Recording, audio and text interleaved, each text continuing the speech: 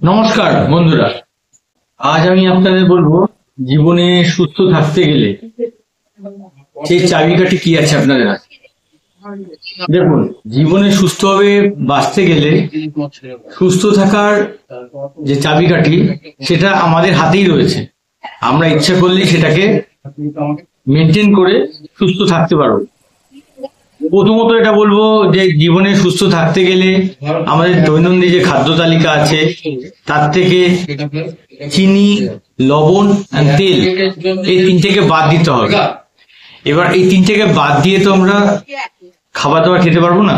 তো আমরা কি করতে পারি, আমাদের হাতে এটা আছে, চিনি, লবণ, তেলকে কমাতে পারি।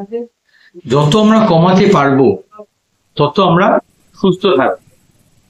এছাড়া কি আছে, ডেলি ওয়াক মানে হাঁটা। আমরা প্রতিদিন মিনিমাম 30 মিনিট হাঁটতে পারি, সেটা আমাদের শরীরের পক্ষে খুবই উপকার।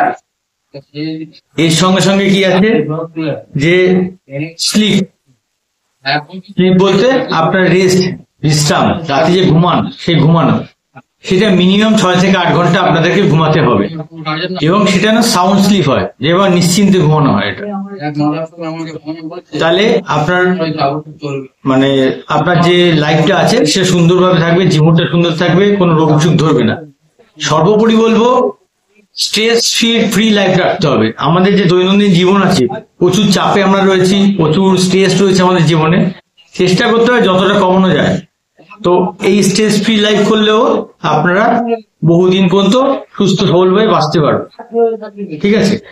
আর এই ধরনের নতুন নতুন ভিডিও পেতে আমার সঙ্গে থেকে আমাদের চ্যানেলকে লাইক, সাবস্ক্রাইব করে আমাদের সঙ্গে থাকুন।